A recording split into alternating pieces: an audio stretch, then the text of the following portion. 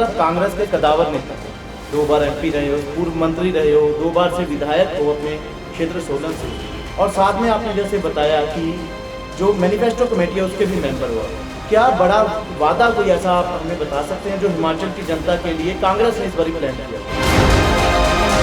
Old fashion scheme को हम बहाल करना चाहते हैं ताकि जो इतने दिनों में, इतने सालों में अपनी सेवा देते हैं, उसके बाद उनके पास रिटायर्ड लाइफ के लिए कोई अच्छा साधन हो। बिकॉज एक ही सहारा होता है पेंशन का, इसलिए हम उनको ओल्ड पेंशन स्कीम को बहाल करना चाहते हैं। आपके स्टेट के CM है जयराम ठाकुर, पिछले 4.5 साल की उनकी कारगुजारी को आप कैसे देखते हैं? देखिए, मैं तो सच्ची कहता हूँ, मैं नॉर्मली कटाक्ष कभी किसी परफॉर्मेंस नहीं करता, क्योंकि जो मैंने देखा है वो सचमुच निराशाजनक है। शासन और जो प्रशासन को धीरे धीरे, मैं तो कहता हूँ, इसके इंस्टीट्यूट्स लगाने चाहिए ताकि लोगों को सिखाया जाए। जब हम एक नेता बनना चाहें उससे पहले हमें कुछ ना कुछ एडमिनिस्ट्रेटिव एक्यूमेन होना चाहिए। मैंने 463 करोड़ रुपए एज ए मंत्री के प्रोजेक्ट लाया। 463 प्रोजेक्ट में से मोटी मोटी चीजें, शांति बाईपास अभी तक नहीं हुआ, सैनिक रेस्ट हाउस अभी तक नहीं हुआ। क्या कारण मानते हो क्यों नहीं हुआ? मतलब या तो पॉलिटिकल वेंडेटा इसके पीछे? मेरे को तो यही लगता है कि वही, पता नहीं और जगह उन्होंने थोड़ा बहुत कुछ किया भी होगा, परंतु सोलन के क्षेत्र के लिए इन्होंने कुछ भी नहीं किया। एक अपने ट्रांसपोर्ट नगर का और दूसरा एक अपने यहाँ के अच्छे मल्टी फैसिलिटी और हॉस्पिटल के लिए, बस वो पत्थरी है। धीरे धीरे काम शायद कभी होगा, आई डोंट नो, लेकिन एट द मोमेंट मैं सच बताऊँ आपको, पिछले 4.5 साल में कोई बड़ा काम नहीं, कुछ भी नहीं हुआ। एक नई पार्टी आई है, पहले जो लड़ाई रहती थी, चुनाव लड़ाई होती थी, जो वो कांग्रेस और बीजेपी में देखी जाती थी। पिछली बार कांग्रेस सत्ता में रही, इस बार बीजेपी सत्ता में। क्या लगता है कि आम आदमी पार्टी के आने से कितना कसर जो है स्टेट में दिखेगा? पहले भी ऐसी बात नहीं कि दल नहीं आए, आते रहे। 2-3 मरतबा ऐसे सॉर्ट ऑफ हुए हैं, इस टाइप के प्रयोग हुए हैं, परंतु कभी भी उन्हें सफल प्रयोग के रूप में नहीं देखा गया। मतलब आप एक्सपेरिमेंट प्रयोग मानते हैं जो आम आदमी पार्टी इस बार अपना लक, अपनी किस्मत आजमाने। हम इस बार सत्ता में आने के लिए पूर्ण आश्वस्त भी हैं और उसके लिए तैयारी भी हो रही है, और जो माहौल हम आप देख रहे हैं वो भी सचमुच में कांग्रेस के ही पक्ष में है।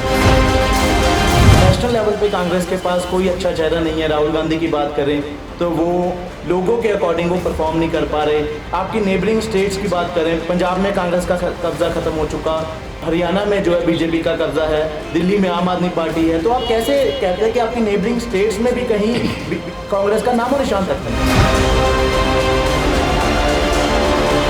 जिनको बेरोजगारी का सामना करना पड़ रहा है, जिन्हें परेशानियां हैं कि पढ़ने के बावजूद भी उनको अच्छी नौकरी मिलने के अवसर नहीं प्राप्त हो रहे हैं, उनकी सबसे बड़ी समस्या है।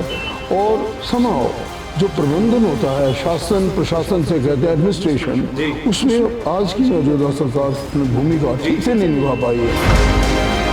हर वर्ग या तो रोड पे है या धरने में है या किसी न किसी प्रकार से उनके अंदर मन में वो शांति नहीं है जो कि किसी शासन से मिलनी चाहिए। प्लान GST लगी, तो मैं खुद पार्लियामेंट था, मैंने GST पेपर पढ़ा था, हम भी लगाना चाहते थे, पर उस वक्त की सरकार जो हमारी भारतीय जनता पार्टी अपोजिशन में थी, इन सब ने मिलकर कहा कि GST तो बिल्कुल बेकार है। जबकि इन्होंने, आपका कहने का मतलब है पहले कांग्रेस ये आइडिया, ये प्लानिंग लेके आई थी GST की, और नरेंद्र मोदी ने बाद में इसको कॉपी कर लिया। बिल्कुल, इन्होंने क्या किया है कि नामीकरण बड़ा अच्छा किया, हमारी स्कीमों को बदल दिया, नाम बदल दिए, फॉलो वही की। आज भी अगर आप ध्यान से पढ़ें, सब स्कीमों के नाम बदले गए हैं।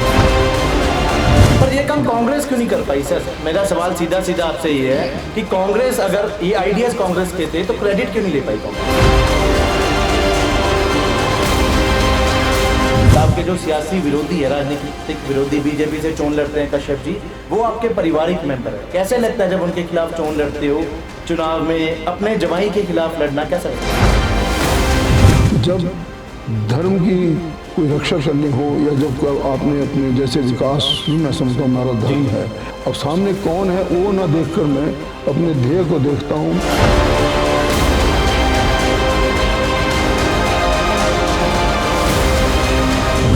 नमस्कार, स्काई न्यूज पे आपका स्वागत करता हूं मैं कोमल सिंगला।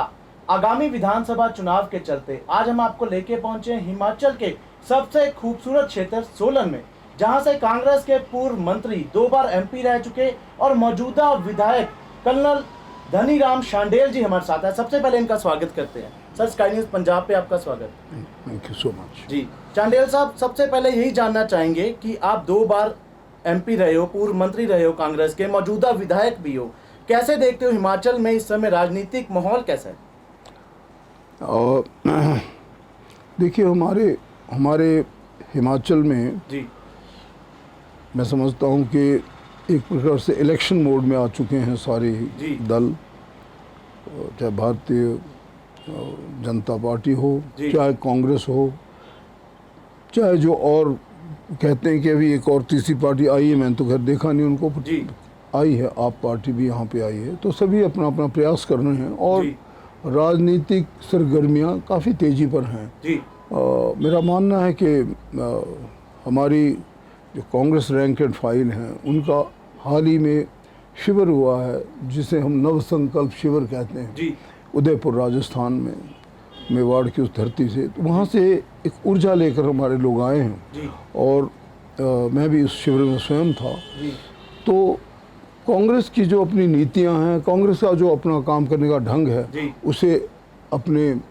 कार्यकर्ताओं के साथ आगे लेकर बढ़ रहे हैं। जी और मुझे पूर्ण आशा है कि अच्छा काम हो रहा है, राजनीतिक सरगर्मियां तेज़ हैं, नो डाउट। सर, जैसे कि आपने बात की कि एक नई पार्टी आई है, पहले जो लड़ाई रहती थी, चुनाव लड़ाई होती थी, जो वो कांग्रेस और बीजेपी में देखी जाती थी। पिछली बार कांग्रेस सत्ता में रही, इस बार बीजेपी सत्ता में है। क्या लगता है कि आम आदमी पार्टी के आने से कितना कसर जो है स्टेट में दिखेगा? देखिए, कभी भी हम तो ये कहते हैं कि कोई भी जो विरोध में होता है उसे कभी कमज़ोर नहीं समझना चाहिए, परंतु इतना मेरा ज़रूर मानना है कि जो जितना कुछ मैंने देखा है इस पार्टी का काम करने का तरीका, या चाहे दिल्ली में हो चाहे पंजाब में भी आया है, इनका असर हमारे पर कोई इतना ज़्यादा प्रभाव का नहीं होगा।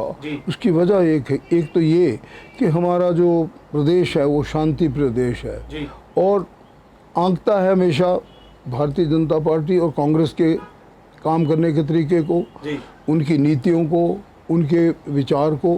तो अगर किसी कई बार, पहले भी ऐसी बात नहीं कि दल नहीं आए, आते रहे हैं, 2-3 मरतबा ऐसे सॉर्ट ऑफ हुए हैं, इस सब के एक प्रयोग हुए हैं, परंतु कभी भी उन्हें सफल प्रयोग के रूप में नहीं देखा गया। मतलब आप एक्सपेरिमेंट प्रयोग मानते हैं, जो आम आदमी पार्टी इस बार अपना लक, अपनी किस्मत आजमाने आई है, टेस्टिंग वाटर्स कर रहे हैं, देख रहे हैं कि भाई किस प्रकार का हमारा क्या बनेगा।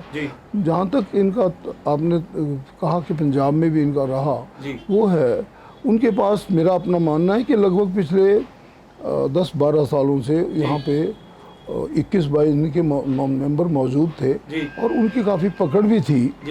तो उसका और हमारे हिमाचल के बीच का जो मुकाबला है वो कहीं ठीक नहीं बैठता, इसलिए इस बार इनका, मेरा अपना मानना है कि कोई प्रभाव हिमाचल पर पड़ने वाला नहीं है, ऐसा मेरा मानना है। सर, आप कांग्रेस के कदावर नेता हो, 2 बार एमपी रहे हो, पूर्व मंत्री रहे हो, 2 बार से विधायक हो अपने क्षेत्र सोलन से, और साथ में आपने जैसे बताया कि जो मैनिफेस्टो कमेटी है उसके भी मेंबर हुआ। क्या बड़ा वादा कोई ऐसा आप हमें बता सकते हैं जो हिमाचल की जनता के लिए कांग्रेस ने इस बार प्लान किया हो? हाँ, देखिए, as a chairman manifesto committee हम लोगों ने 2 मीटिंग अब तक की हैं और दूसरे मेरे सहयोगी जो मेरे साथ हैं वो भी अपने क्षेत्र के अच्छे अनुभव रखते हैं। और हिमाचल की जो ज़्यादा समस्याएं हैं, सचमुच ये एक प्रकार से कर्मचारी बाहुल्य क्षेत्र है और कर्मचारियों को somehow over the period इनको कुछ साल पहले, जब आई थिंक अटल बिहारी जी स्वयं प्रधानमंत्री थे, उस समय ये निर्णय लिया गया कि इनकी पुरानी पेंशन जो है वो बंद कर दी जाए और नई परंपरा, नई नीतियों से किया जाए। तो मेरा मानना है, और ये डिमांड भी हमारे कर्मचारियों की, कि इनकी ओल्ड पेंशन स्कीम को बहाल किया जाए। और आपने देखा होगा कि हमारे जो 2 कांग्रेस शासित प्रदेश हैं, वो है राजस्थान और छत्तीसगढ़, दोनों ने ये दे भी दी है और इस प्रदेश में भी मेरा मानना है कि हम अपनी टीम के साथ और अपने नेताओं के साथ जी बातचीत करने के बाद, कर्मचारियों के साथ बात करने के बाद, और ये ओल्ड फैशन स्कीम को हम बहाल करना चाहते हैं, ताकि जो इतने दिनों में, इतने सालों में अपनी सेवा देते हैं, उसके बाद उनके पास रिटायर्ड लाइफ के लिए कोई अच्छा साधन हो, बिकॉज एक ही सहारा होता है पेंशन का। इसलिए हम इनको ओल्ड पेंशन स्कीम को बहाल करना चाहते हैं। शांडिल साहब, अगर बात करें कि 2017 में कांग्रेस जो है हिमाचल में सत्ता में नहीं आ पाई, क्या कारण मानते हो आप? बड़ा कारण क्या है उसके पीछे? एक सबसे बड़ा कारण जो हमारे रहा है वो इनकम्बेंसी का भी हो जाता है, और कुछ एक और भी ऑर्गेनाइजेशनल संगठन से रिलेटेड इश्यूज भी उभर कर आ जाते हैं जी।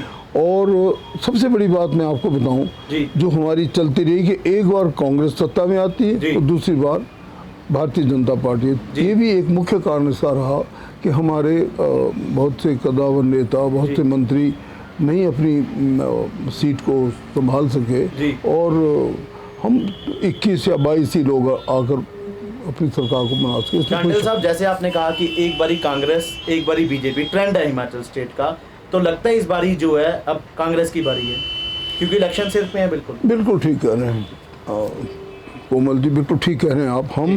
हम इस बार सत्ता में आने के लिए पूर्ण आश्वस्त भी हैं और उसके लिए तैयारी भी हो रही है, और जो माहौल आप देख रहे हैं वो भी सचमुच में कांग्रेस के ही पक्ष में है।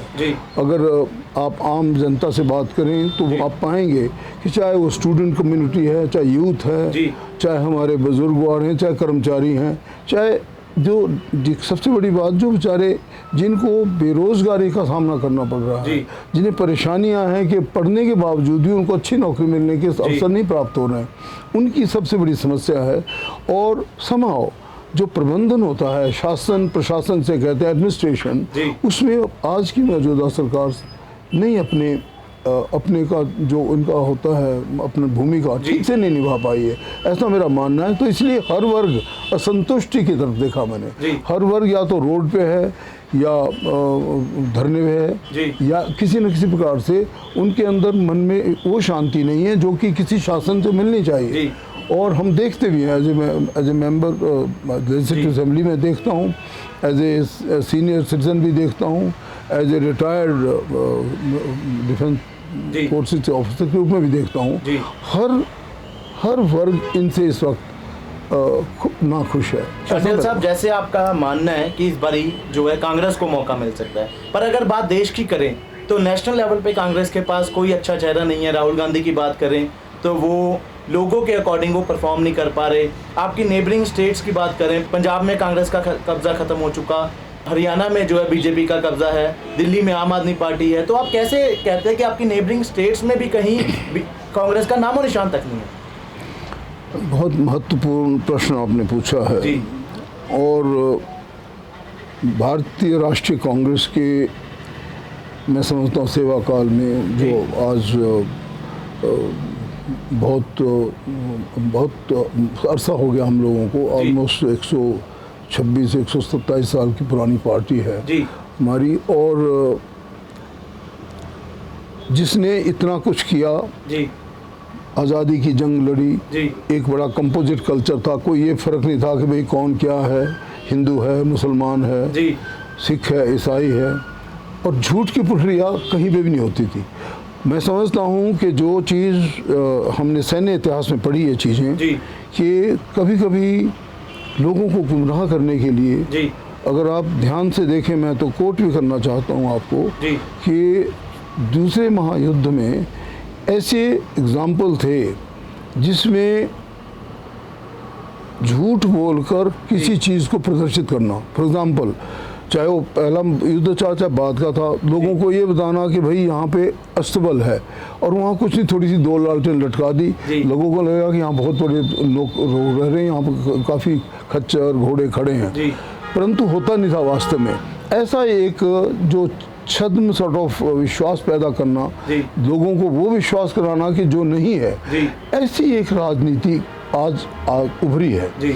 एज ए रिजल्ट जो कांग्रेस जो शालीनता सभ्यता की और जो बलिदानी पार्टी के रूप में थी वो थोड़ी सी बैकग्राउंड में गई है। There is no doubt about it, इसमें कोई दो हमें मानना पड़ेगा। जी, कांग्रेस आप मानते हो कि कांग्रेस जो है वो बैकफुट पे है इस टाइम? कांग्रेस बैकफुट पे आई है, उसका मैंने आपको कारण बताया कि इस प्रकार की शक्तियां उभर कर आई हैं जो ये विश्वास कराना चाहती है।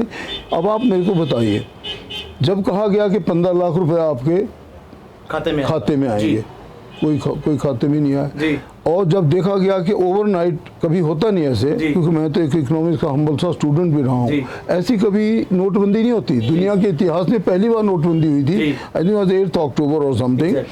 और जनाब वो नोटबंदी से आप हैरान होंगे कि उससे आरंभ होता है हमारा जो एक महिला, चाहे वो माँ हो, चाहे बुआ हो, चाहे बहन हो, वो कैसे संभालती है समाज में। वो एक डेफिशिएंट जो हो जाता है ना, एक प्रकार से छीन लिया गया। मैंने आपके किचन से सबको छीन लिया, उसके बाद धीरे धीरे फिर एक इल प्लान जीएसटी लगी, क्योंकि मैं खुद पार्लियामेंट में था, मैंने जीएसटी पेपर पढ़ा था, हम भी लगाना चाहते थे।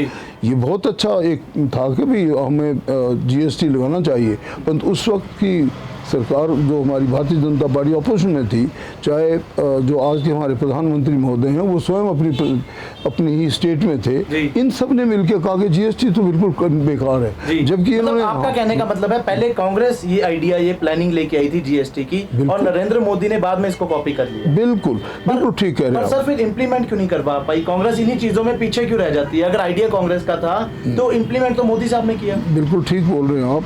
ये बहुत सी चीज़ें देखिए, फॉर एग्जाम्पल आप मनरेगा लीजिए। मनरेगा एक ऐसी दुनिया की एक सॉर्ट ऑफ स्कीम है जिससे आम लोगों को हमारे भारत में पहली बार था अभी 100 दिन का काम अश्योर्ड किया गया। और ये इतनी लंबी डिबेट थी, मैंने स्वयं इस डिबेट में, इनफैक्ट मैं सबसे आखिरी स्पीकर था इसमें, और मैं समझता हूँ कि हमारी महिलाओं को देखो क्या कितना अच्छा मिला, गाँव में सम्मान मिला। और इन्होंने आते सबसे लो, ये तो किसी काम की स्कीम नहीं है, तो गड्ढे देने की स्कीम है, लेकिन बाद में इसी का सहारा लेके इन्होंने किया। और चीजों में ऐसे हुआ, आधार कार्ड, इन्होंने कहा it is nothing, it's useless, पर आधार के बिना आज काम कुछ नहीं हो रहा। कहने का मतलब इन्होंने क्या किया है कि नामीकरण अच्छा किया, हमारी स्कीमों को बदल दिया, नाम बदल दिए, फॉलो वही की। आज भी अगर आप ध्यान से पढ़ें, सब स्कीमों के नाम बदले गए हैं, बड़े सुंदर नाम रख दिए जाते हैं। और उसको, लेकिन पर ये काम कांग्रेस क्यों नहीं कर पाई? सर मेरा सवाल सीधा सीधा आपसे ये है कि कांग्रेस, अगर ये आइडियाज कांग्रेस के थे तो क्रेडिट क्यों नहीं ले पाई कांग्रेस? देखिए ऐसा होता है, जैसे मैंने आपको कहा कि हाँ, हो सकता है कि जो ये बात बोलते हों वो करे ना करे। देखो मैं आज भी बताता हूँ आपको कि स्कीम्स वही हैं और चल भी वही रही हैं, परंतु उनको अब चल क्या रही हैं, सिर्फ क्या होता है, जैसे आप किसानों का लीजिए, किसानों को 780 लोग मरे, उसके बारे में कोई ध्यान नहीं था, मोदी जी का कोई ध्यान नहीं था। अच्छा, दूसरी बात, उसके बाद जब देखा कि नहीं स्टेट जीतनी है तो वही किसानों के लिए तीनों के तीनों कानूनों को तो बहाल करो। तो आप देखते हैं कि ये मौका प्रस्त सरकारें हैं, सिर्फ ये चाहती हैं कि भाई स्कीमें जो हैं इनकी बेशक तुम छीन लो। ठीक आपने बात कही कि हमारे ही वक्त में इसका पूरा क्रेडिट हमें ले लेना चाहिए था, हमारे ही वक्त में ये चली भी और इनका काम भी हुआ। अगर हमारे वक्त में पंडित जवाहरलाल नेहरू जैसे महान दूरदर्शी नेता ना होते, उनसे बनाए गए संस्थान ना होते, एम जैसे विश्व के विख्यात ना होते, न्यूक्लियर सेंटर ना होते, तो आज हम कीड़े मकोड़ों की तरह मरते। सच में कह रहा हूँ, इतनी भयानक बीमारी थी इनके वक्त, तो लाशें भी सड़कों पे जलाई गई, नदियों को प्रदूषित किया गया, परंतु इनके कान पे कोई जूंग नहीं रहेंगी। वही चीज़, ऑलमोस्ट वही मॉडल हमारे थोड़े रूप में हिमाचल में भी हुआ, परंतु जो नेशनल स्तर पे बातें हुई वो सच में एक बड़ा काला इतिहास लिखा जाएगा कि they could not handle the जो आपकी जो कोविड की जो हालत थी, वो सब संभली कब कि हमारे बनाए हुए संस्थान थे। अगर वो संस्थान ना होते, सच में हम कीड़े मकोड़ों की तरह मर जाते। और एक बड़ा भयानक समय पार हो गया क्योंकि कांग्रेस ने काम किया था और बड़े मेथोडिकल वे काम किया था। मैं आपको ले जाना चाहता हूँ 1952 की तरफ, जब हमारी पंचवर्षीय योजना आरंभ हुई। वो पंचवर्षीय योजना जो योजना आयोग के माध्यम से दी गई, उन्हें देश की देश की स्थिति बदल दी, खासकर जो हमारी आर्थिक स्थिति बदल दी, दुनिया में हमारा नाम हुआ, उसका नाम अब इन्होंने योजना आयोग का नाम रख दिया नीति आयोग। और सचमुच में कोई काम नीति आयोग का कोई नहीं हो रहा है। मैंने देखा, मैं एज ए मिनिस्टर भी देखा है, और हमने परफॉर्म किया, उसको हमारी सरकारें थी, बहुत अच्छा था, लोगों को सारी सुविधाएं मिल रही थी। परंतु मैं आपको सच बताऊं, leave aside a few sort of announcement कि भाई हम तुम्हें इतने बाथरूम दे देंगे, इतने टॉयलेट दे देंगे, इतना कुछ कर देंगे, ग्राउंड पे कुछ भी नहीं है। मैं आपको सच बताऊं, ग्राउंड पे कुछ भी नहीं है। शांडिल साहब, वापस आपकी स्टेट हिमाचल पे आते हैं नेशनल मुद्दे से। आपके स्टेट के सीएम है जयराम ठाकुर। पिछले 4.5 साल की उनकी कारगुजारी को आप कैसे देखते हैं? देखिए, मैं तो सच्ची कहता हूँ, मैं नॉर्मली कटाक्ष कभी किसी परफॉर्मेंस में नहीं करता, तो जो मैंने देखा है वो सचमुच निराशाजनक है।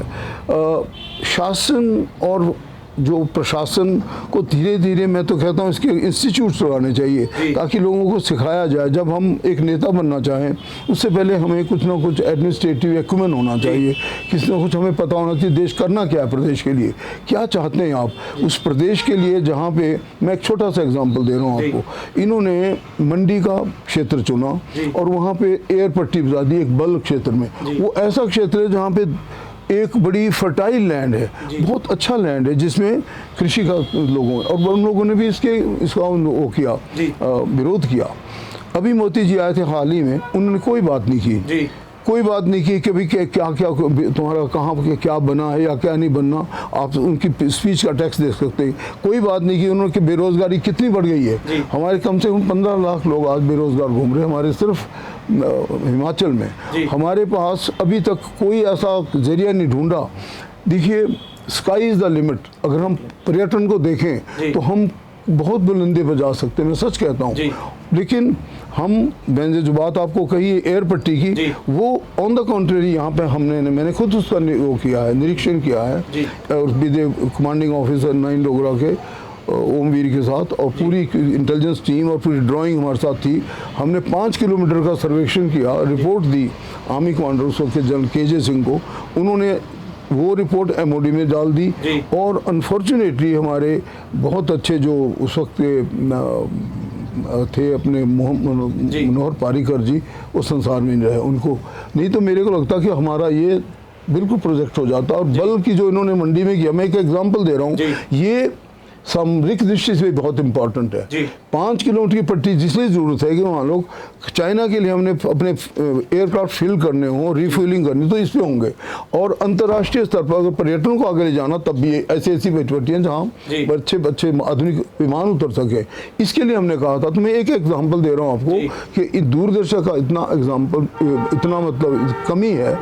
तो जयराम सरकार ने जो बाकी दूसरी चीज़ें भी की है, उनमें भी अगर आप देखें, मैं तो अपनी कॉन्स्टिट्यूंसी की आपको उदाहरण दे सकता हूँ कि मेरे पास मैंने 463 करोड़ रुपए एज ए मंत्री के प्रोजेक्ट लाया। 463 के प्रोजेक्ट में से मोटी मोटी चीज़ें जैसे शांति बाईपास, हमारे यहाँ पे जो सर्किट हाउस बन चुका है, वो तो CM साहब ने अभी कर भी दिया लोकार्पण, परंतु शांति बाईपास अभी तक नहीं हुआ, सैनिक रेस्ट हाउस अभी तक नहीं हुआ। क्या कारण मानते हो, क्यों नहीं हुआ? मतलब या तो पॉलिटिकल वेंडेटा इसके पीछे? मेरे को तो यही लगता है कि वही, पता नहीं और जगह तो उन्होंने थोड़ा बहुत कुछ किया भी होगा, परंतु सोलन के क्षेत्र के लिए इन्होंने कुछ भी नहीं किया। हाँ, 2 इन्होंने वो किए हैं, what you call foundation stone जो रखते हैं ना, foundation what you call them, जो भी हैं, नहीं पता। हाँ, वो रखा है। एक अपने ट्रांसपोर्ट नगर का, और दूसरा एक अपने यहाँ के अच्छे मल्टी फैसिलिटी और हॉस्पिटल के लिए। बस वो पत्थर एक है, धीरे धीरे काम शायद कभी होगा, आई डोंट नो।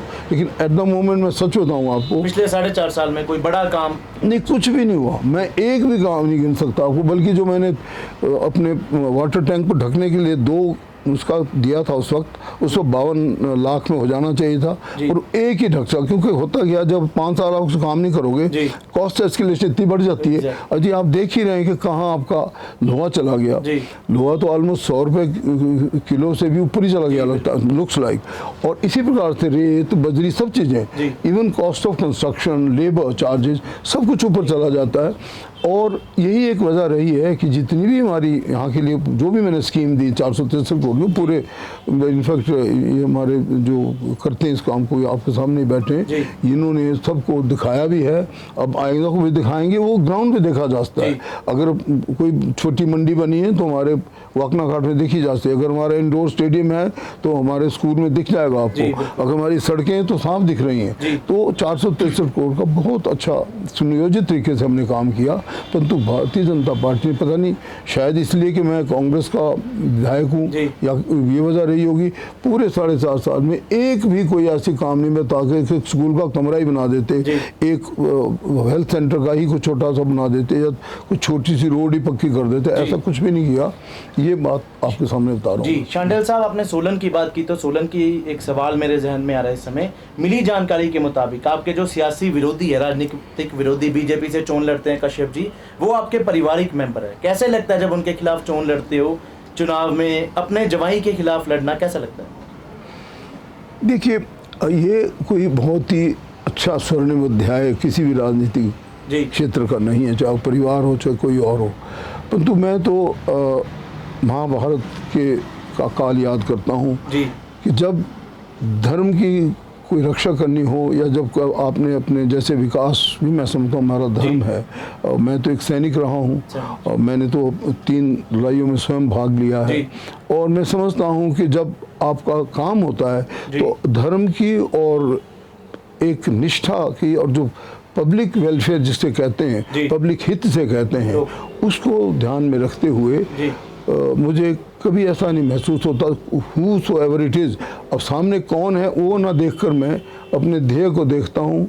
जैसे अर्जुन अपने सिर्फ निशानाएं देखते हैं, तो मेरा इतना ध्येय होता है कि जो मुझे काम मिला है, मैं अपनी अध्यक्ष श्रीमती सोनिया गांधी जी का, और अपने जो नेता है श्री राहुल जी का, हमारे प्रियंका जी जो उभरती नेता हैं, इन सब का भी मैं सच में धन्यवाद करता हूं कि मुझे तो इन्होंने कांग्रेस वर्किंग कमेटी का मेंबर भी बनाया, अपने प्रदेश के लिए एक अच्छे काम करने के लिए इतना अच्छा मौका देने का भी, इसके लिए धन्यवाद करता हूं कि मैं 3 बड़े-बड़े प्रदेशों को देख सका एज ए महासचिव प्रभारी उनके रहते हुए, अरुणाचल, मिजोरम, मेघालय जैसे राज्यों को देख सका, और अपने प्रदेश को भी जब मुझे भेजा गया तो उसके बाद मंत्री बनाया, तो मैंने, जैसे मैंने आपको बताया, तब से लेकर काम कर ही रहा हूँ।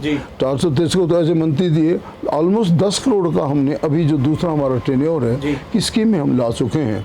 और हमारे एक बहुत अच्छा कार्यक्रम होता है, हमारे देखो ब्लॉक के अध्यक्ष भी बैठे हैं, Shri Sanjeev Thakur ji, young boy, young sort of leader, लेकिन इतना मेरा मानना है कि जो इन्होंने विधायक मिलन का कार्यक्रम रखा है वो सचमुच है। जब मैंने मैडम को लिखा और उन्होंने इसके ट्रांसक्रिप्ट देखे तो उसका मैंने इनको तो इतना बखान नहीं किया, पर मेरे पास ऑफिशियल मौजूद हैं जिसमें उन्होंने लाइक किया कि ये तो बहुत अच्छी पहल है। उससे फ़ायदा क्या होता है कि जो लोग ज्वाइन करना चाहते हैं इंडियन नेशनल कांग्रेस को, हमारे जब विचार सुनते हैं तो 30-30, 32-32 हर एक प्रोग्राम में ज्वाइन कर रहे हैं। सबसे बड़ी बात यह है कि वहीं पे जाकर हम उनकी समस्याओं को देखते हैं, उनकी समस्याएं क्या है वो तो ग्राउंड पता लगेगी, क्योंकि यहाँ हम आकर बैठेंगे और सब वो अंदाज़ा लगाएंगे तो मुझे पता नहीं होगा कि कुफ्टू में क्या हो रहा है, चाहल में क्या हो रहा है, या मरियोग में क्या हो रहा है। वो मिल के आपस में ऑन द ग्राउंड हम देखते हैं, वहीं हम देते हैं और वहीं पे उसका निपटारा हो जाता है। कई चीज़ें ऐसी होती है जो हमें आकर सोचना होता है, उन्हें धन देना होता है और कहाँ से हम ड्रॉ कर सकते हैं उनकी चीज़ों को पूरा। तो इसका बहुत अच्छा असर हुआ है लोगों पे, और उसका ऐसा मेरा मानना है कि लोगों में एक इस प्रकार की एक जागृति पैदा हो गई कांग्रेस के बारे में, वो ज्वाइन भी कर रहे हैं, महिलाएं भी बहुत ज्वाइन कर रही हैं। अभी पिछली बार जो 8 मार्च को अंतर्राष्ट्रीय महिला दिवस होता तो हमारे 42 महिला मंडलों ने ज्वाइन किया।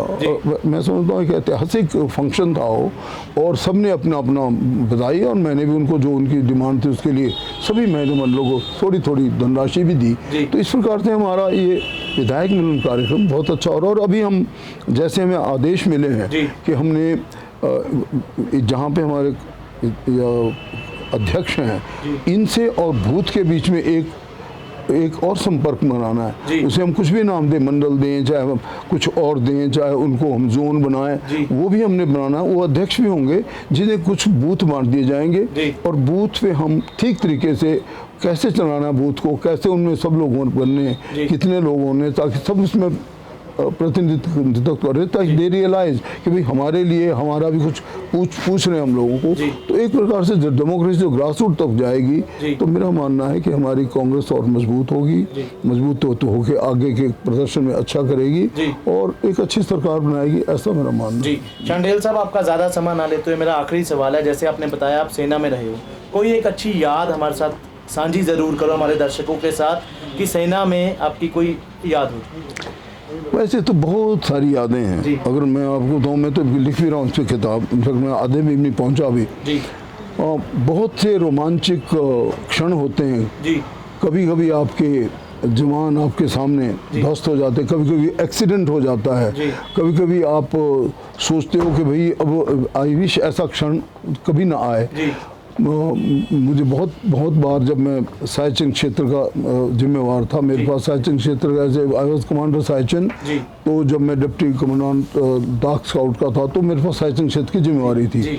उस वक्त एक बहुत बड़ा हादसा मुझे कभी नहीं भूलता कि एक बच्चे ने, मेरा ही कंपनी कमांडर था, उसने एक बच्चे को सिखाते सिखाते जब ग्रेनेड को खोलना होता है तो उसको खोलने के लिए उसके बाद एकदम छोड़ना होता है, तो ग्रेनेड को छोड़ते छोड़ते उसका वो हाथ में फट गया और वो लड़का वहीं पे धराशायी होगा। वो इंसिडेंट मुझे कभी नहीं भूलता कि देखो ट्रेनिंग, और इतना अच्छा ट्रेंड था, वो इंस्ट्रक्टर था खुद मेजर यादव, उसका बच्चा समाप्त हो जाना। इसी पे आगे ना जाने कितने और ऐसे मौके हैं जब हमने अपने जवानों को खोया।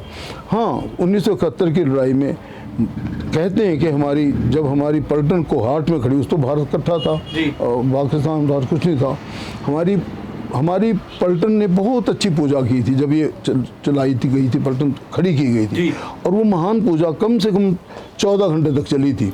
और उसमें लगातार जितने भी थे लगाए हुए थे हमारे, मतलब कम से कम 50 जो पढ़ने वाले थे ना, जो पाठ पढ़ते हैं, गीता का, रामायण का, महाभारत का, सब पाठ पढ़ते हैं, देवी का, खासकर माँ दुर्गा के पाठ बहुत लंबे थे। कहते हैं कि भाई उस पाठ का इतना अच्छा नतीजा रहा कि हम 1971 की लड़ाई में कम से कम 1000 लड़के जो हम लॉन्च किए थे, सबसे कंपनी पे मेरी थी चार्ली कंपनी, और रहीम यार खान पे हमने हमला करना था, 45 इन्फेंट्री ब्रिगेड थी, और जब हम सिर्फ 15 मिनट दूर रह गए, जबकि हमने धावा बोलना होता, संगी ने उतर चुकी थी, तो पीछे से ऑर्डर आता है जनरल खम्बाता का जोधपुर से कि इमीडिएटली सारे की सारी ब्रिगेड वापस हट जाए, और तुम लोगों पर पूरी ब्रिगेड, फुल ब्रिगेड, मतलब T-59 चाइनीज टैंक का हमला हो चुका है, आपको रौंद के वो हमको भी राजस्थान में कहीं जयपुर तक ना पहुंच जाएं, इसलिए कृपा करके जहां भी आप हैं एकदम टर्न अबाउट हो। तो देखिए, मैं समझता हूं कि उस रात हमारी कम से कम 1000 से 700 सैनिक हम सब ध्वस्त हो जाने थे। तो कहीं ना कहीं मैं समझता हूँ कि वो पीछे हटना, हालांकि हम पीछे हटकर हमारी बहुत सी कैजुअलिटीज भी हुई, ऐसी बात नहीं, बहुत से लोग संसार से गए भी, परंतु उतने नहीं गए जितने उस रात को जाने थे। लड़ाई में हाँ, 4 या 5 लोग हमारी पलटन के भी गए, और हम जब वापस आए तो तब वो दोबारा हमारे रिलीजियस ने ये बात आई, धर्म के जो हमारे टीचर होते हैं ना, धर्म शिक्षक, कि सब याद करो को हाट को, उस पूजा को जो 8 डोगरा को खड़े करने में की थी, कि आपकी जो सबसे आगे की पलटन, जिससे सबसे ज़्यादा नुकसान तो 8 डोगरा का होना था, तो आप कहते जो पीछे हटे और इतनी कम आपकी मतलब कैजुअलिटीज़ हुई और फिर भी आपकी फतेह हुई लड़ाई।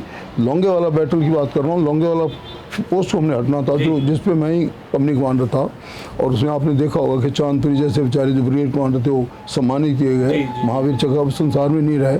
तो वो एक प्रसिद्ध बैटल की बात इसलिए बता रहा हूँ कि जो पूजा अर्चना होती है, इसलिए कभी भी उनसे भूलना नहीं चाहिए। जो भी काम हम करें वो पूजा अर्चना से करें। तो हमारी पलटन की एक सबसे बड़ी यादगार जो हमारी पलटन की डायरी में भी लिखी हो, मैं आपको बता रहा हूँ कि ये एक ऐतिहासिक क्षण था। तो आज मैं आपसे बात कर रहा हूँ, नहीं तो हम तो ना ही होते संसार में। बिल्कुल नहीं, बहुत बहुत धन्यवाद। तो आपने सुना, ये थे हमारे साथ सोलन से विधायक हैं मौजूदा, पूर्व मंत्री रहे हैं, 2 बार MP रहे हैं कांग्रेस के, कर्नल धनीराम शांडिल जी, जिनका मानना है और कहना है कि हिमाचल में ट्रेंड रहा है, हर बारी जो है नई पार्टी को सत्ता मिलती है, बीजेपी और कांग्रेस में लड़ाई चलती है। हालांकि नई पार्टी आम आदमी पार्टी का कोई ज्यादा ग्राफ इस समय हिमाचल में नहीं बनता दिख रहा। तो शांडिल साहब का मानना है कि इस बारी जो है हिमाचल के लोग कांग्रेस को मौका देंगे और कांग्रेस पार्टी लोगों की उम्मीदों पर पूरी खरी उतरेगी। कैमरा पर्सन परवीन के साथ कोमल सिंगला, स्काई न्यूज हिमाचल।